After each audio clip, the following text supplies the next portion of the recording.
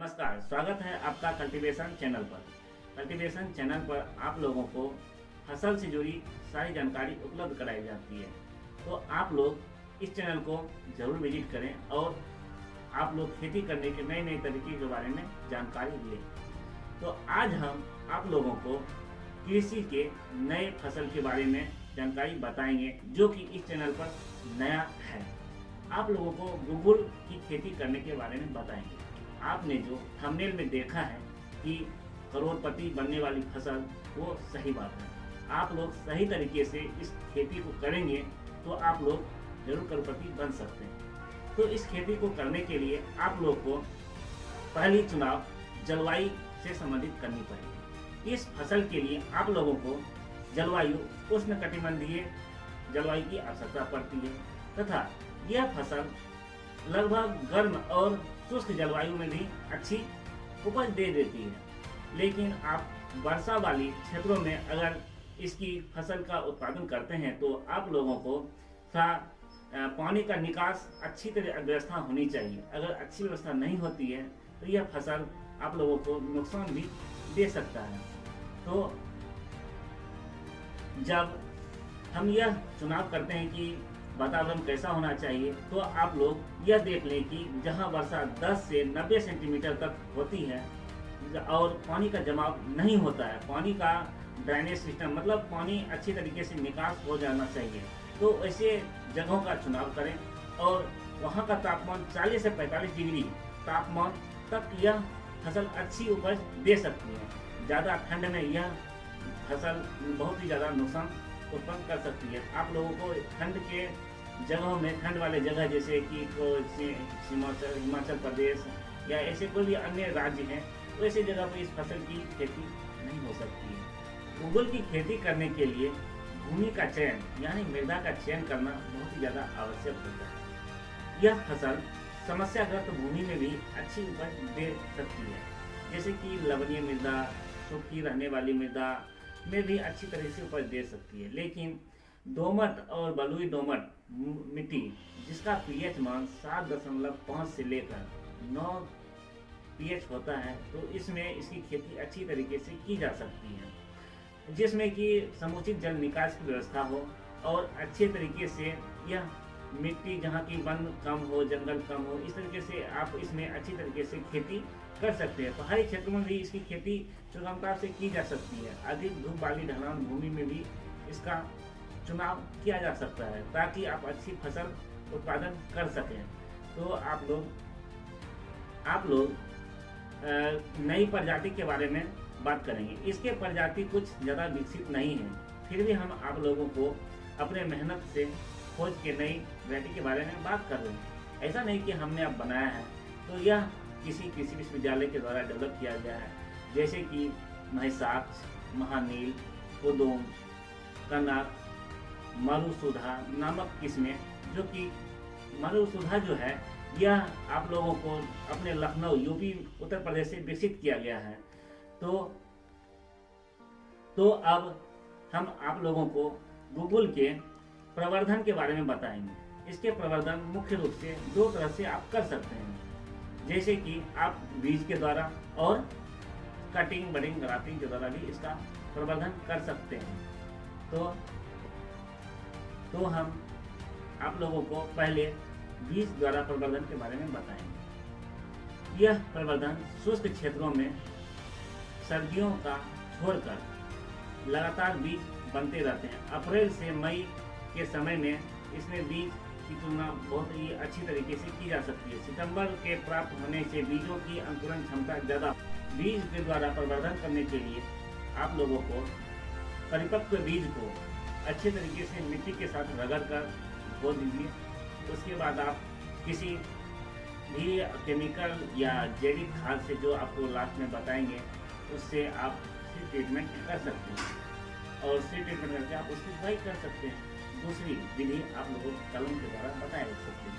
तो कलम के द्वारा इसकी प्रवर्धन करने के लिए आप लोगों को 25 से 30 सेंटीमीटर लंबी और 3 से 4 सेंटीमीटर व्यास वाली जो टहनी होती है उसे काट कर अच्छे तरीके से आप 15 जनवरी से 15 फरवरी तक किसी की प्रवर्धन कर सकते हैं। और जिसकी आप जो प्रवर्धन करेंगे तो इसकी अंगूठे से ज़्यादा मोटी नहीं होनी चाहिए। इससे अगर ज़्यादा मोटी होने पे आपका प्रवर्धन सही तरीके से नहीं हो पाएगा। और प्रवर्धन करने से पहले आप इसकी टहनी को आप अच्छे तरीके से IBA के घोल में आप जरूर उसका ट्रीटमेंट करें। तो अब हम आप लोगों को इसके मैन्योर और फर्टिलाइज़र के बारे में बात करेंगे, ताकि कोई भी फसल का उत्पादन करने के लिए मैन्योर और फर्टिलाइज़र बहुत ही ज़्यादा मायने रखता है। और मैन्योर और फर्टिलाइज़र से सही तरीके से आप करेंगे तो आप पौधे की वृद्धि बहुत अच्छी तरीके से देख पाएंगे और आपकी फसल बहुत ही ज़्यादा अच्छी होगी। तो आप लोग अच्छे तरीके से खेती की पहले प्राथमिक क्या बोलते हैं प्राइमरी विलेज आप जरूर करें। 5 से 10 टन गोबर की खाद या कंपोस्ट खाद प्रति हेक्टेयर की दर से डालें। इसके अलावा आप 20 kilo nitrogen, 30 kilo phosphorus, 50 kilo potash प्रति हेक्टेयर की दर से डाल दें और खेत को अच्छी तरीके से कुछ समय के लिए, जैसे कि 10 दिन, 5 दिन, 7 दिन, आपके वो क्लाइमेट के ऊपर डिपेंड करता है कि क्लाइमेट कैसी है। अगर क्लाइमेट सही तरीके से धूप है तो बहुत से ज़्यादा 7 दिन बहुत ही ज़्यादा हो गया। उसके बाद आप लोग उसके फिर से अच्छे तरीके से जुताई करके उसके फसल को रोपने के लिए खेत को तैयार कर सकते हैं।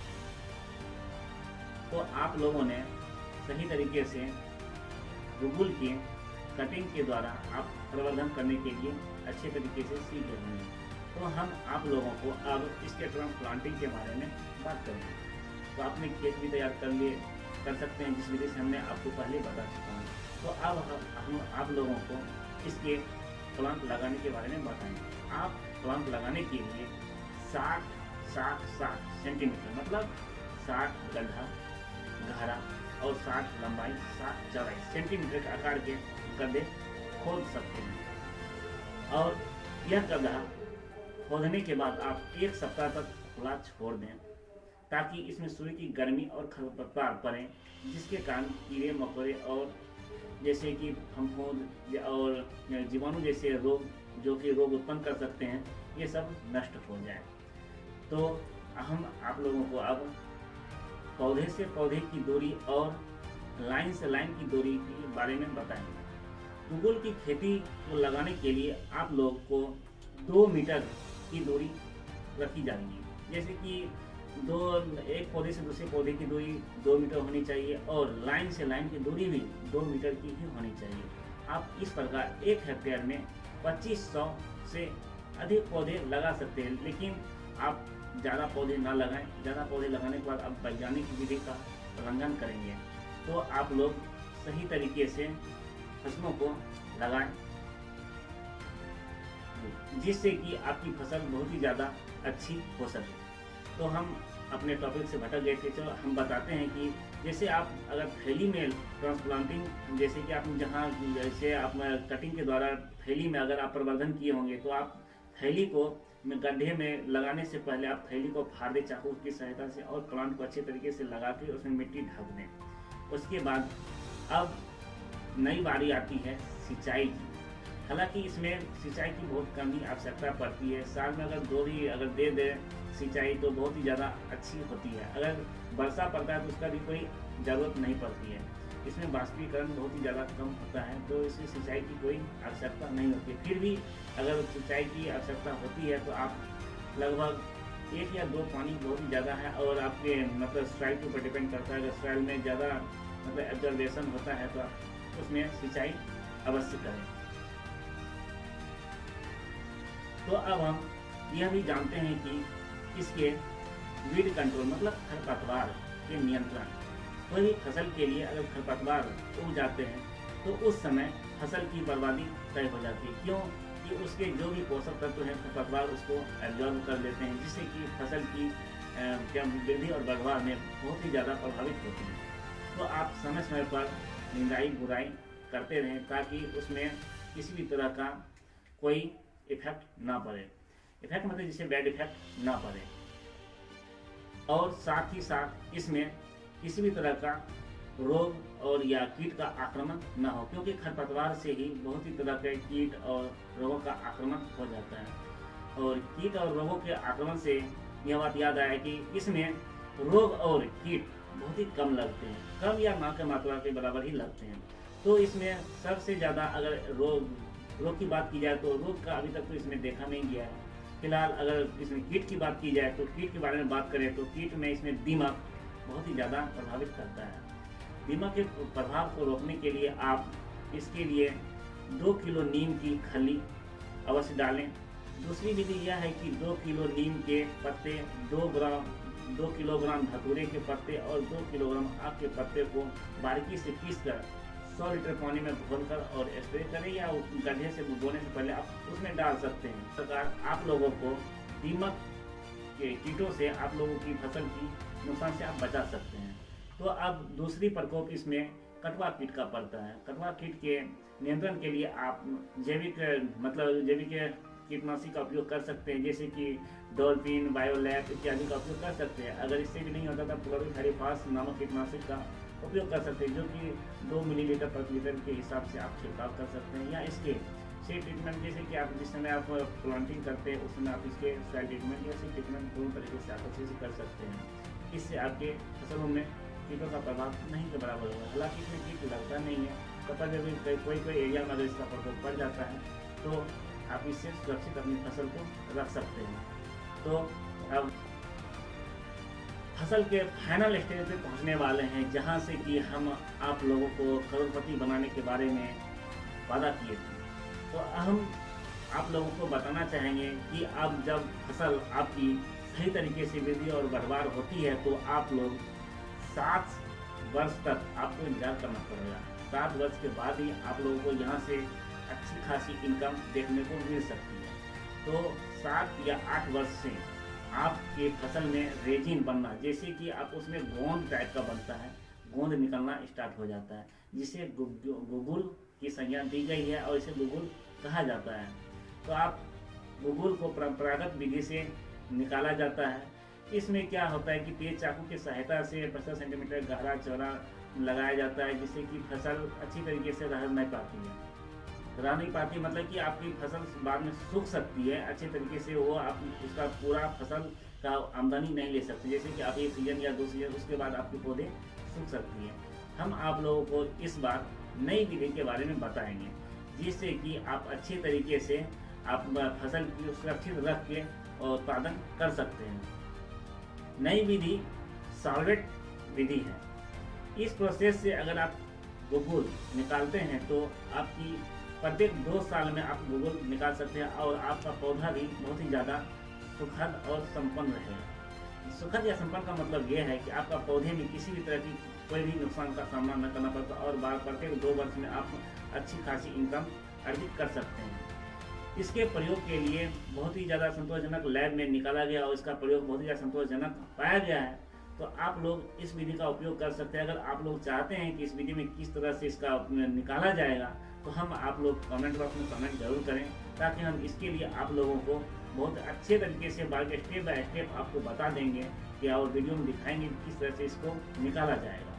तो फिर चलते हैं आगे, और क्योंकि वीडियो बहुत ज़्यादा लंबा हो रहा है तो आप लोग देखें और अच्छे तरीके से देखें कि किस तरह से आप करोड़पति बन सकते हैं।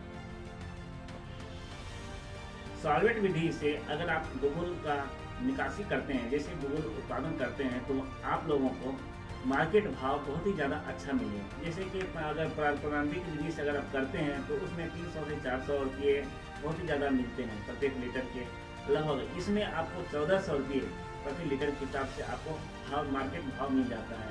और इसके जो निकलते हैं हल्के सुनहरे रंग के इसके निकलते हैं, तो गुगुल निकलते हैं, जिसमें कि आपको अच्छी खासी इनकम मिल जाती है। गुगुल का उत्पादन औसत उत्पादन कहा जाए तो आपको 1 लीटर प्रत्येक पौधे के हिसाब से निकल जाता है। तो आप लोग उस हिसाब से आप जोड़ सकते हैं कि आप 2500 या 2600 प्लांट जैसे लगाते हैं, तो इस हिसाब से आप जोड़ सकते हैं कि कितना मुझे इनकम मिल पाएगा। तो आप अच्छे तरीके से देख लें, और तो आप लोग को हम जोड़ के भी बता देते हैं कि टोटल इनकम कितना हो सकता है। तो फाइनल हम आप लोगों को इसके पूर्ण इनकम के बारे में बताएंगे। जैसे कि आपने 2500 प्लांट लगाए, तो अगर आपको औसत बता रहे हैं कि लगभग 1000 अगर आपको इनकम हुआ 1000 प्रति पौधे के हिसाब से, मतलब मिलीलीटर ml। तो मतलब 1 लीटर, एक पौधे में अगर 1 लीटर मिला तो 25 पौधे में 2500। अगर 2500 पौधे हुए, हमने आपको जिस विधि से बताया निकालने के लिए, उस विधि में आपको 1400 रुपये मार्केट निकलता है। हालांकि यह मूल्य आगे बढ़ेगा ही, कमेगा नहीं, ये एक औसत मैंने आप लोगों को बताया है। तो आप लोग जोड़ सकते हैं कितना, 35 लाख के आसपास आपका कुल इनकम हुआ। तो आप लोग अच्छी तरीके से वीडियो में देखें और सही तरीके से जानकारी। अगर आप लोग को इससे जुड़ी और अधिक जानकारी चाहिए, किस तरह से प्लांट लगाना है, किस तरह से करना है, कब ग्राफ्टिंग करना है, कब क्या करना है, और सही तरीके से अगर आपको चाहिए वीडियो तो आप कमेंट बॉक्स में बताएं। अगर ज़्यादा कमेंट आए तो हम आप लोगों को पूरी एक प्रोसेस के साथ जरूर बताएंगे, एक वैज्ञानिक विधि से किस तरह से आप करने के बाद आपको इनकम मिलेगा और कहाँ आपको सेल करना है, इसके बारे में भी हम आप लोगों को बताएंगे। यह आप किसी भी तरीके के एरिया में आप उत्पादन कर सकते हैं, बस जहाँ वर्षा ज़्यादा होती है और जहाँ ठंड होती है उस एरिया को छोड़ के आप कहीं भी इस फसल का उत्पादन कर सकते हैं। अगर हमारे द्वारा दी गई जानकारी आपको अच्छी लगी तो आप मेरे चैनल को सब्सक्राइब करें और लाइक करें, शेयर जरूर करें, ताकि और किसी का भी भला हो सके। इस वीडियो से अगर किसी का भला होता है। बहुत बहुत धन्यवाद आप लोगों को। Thank you. जय हिंद।